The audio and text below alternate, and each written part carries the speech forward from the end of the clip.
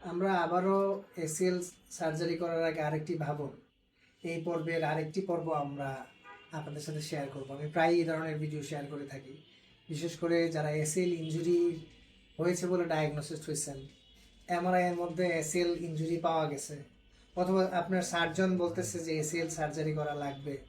So এই ধরনের বিভিন্ন ধরনের প্ল্যান আমি দেখি অনলাইনে বিভিন্ন গ্রুপগুলোতে এবং কি আমাদের পেজে সবসময় রুগীরা দেয়, এবং প্রতিদিনই অসংখ্য রুগী আমাদের চেম্বারে আসে যাদের দেখা গেছে আসলে এসিএল ইনজুরি তো নাই, এর ধারে কাছে না অন্য আরেকটা সমস্যা, কিন্তু অলরেডি রুগী আইদার এসিএল ইনজুরির জন্য সার্জারি করে ফেলছে অথবা সার্জারির প্ল্যান দিয়ে দিছে, হ্যাঁ, অথবা কেউ কেউ বিদেশ চলে যাওয়ার সিদ্ধান্ত নিয়েছে এসিএল সার্জারি করে, কিন্তু আদতে দেখা গেলো তার এসিএল এর সমস্যাই না অন্য প্রবলেম।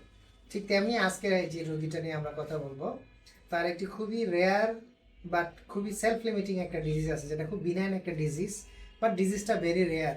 তো তার এমআরআই করা হয়, তার কমপ্লেন হচ্ছে অ্যান্টেরিয়র নি পেইন, শুধু হাঁটুর সামনের দিকের ব্যথা, এবং তার কি কোনো রকম ইনস্টেবিলিটির ফিচার কিন্তু ছিল না। তোমার তো ব্যথা সামনের দিকটাই করতো, তাই না? এইদিকে এই ব্যথাটা করতো সামনের দিকে। সো আমরা তাকে দেখলাম যে তার টেন্ডারনেসটা হচ্ছে ঠিক এই জায়গায় ব্যথা, এবং তাকে আল্ট্রাসোনোগ্রাম করলাম। আল্ট্রাসোনোগ্রাম করার পরে আমরা দুই পাশ কম্পেয়ার করছি, করে দেখা যাচ্ছে যে তার প্যাটেলার টেন্ডন, এটা হচ্ছে প্যাটেলার টেন্ডন, হ্যাঁ, তুমি এই মডেলটা নিয়ে আসো।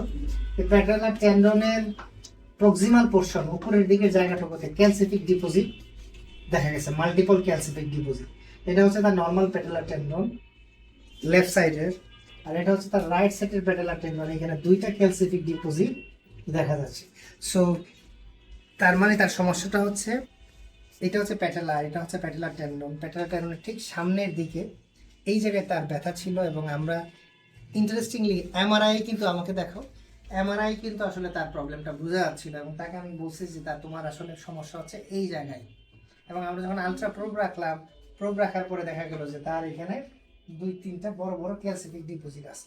সো আলটিমেটলি তার ডায়াগনোসিস হইল Sinding Larsen Johansson syndrome. This is very rare disease, কিন্তু নাম অনেক কঠিন এবং জটিল হলেও এটা একটা খুবই সেলফ লিমিটিং বিনাইন ডিজিজ। এটাকে আমরা অন্য ভাষায় বলতে পারি প্রক্সিমাল প্যাটেলার ক্যালসিফিক টেন্ডনোপ্যাথি।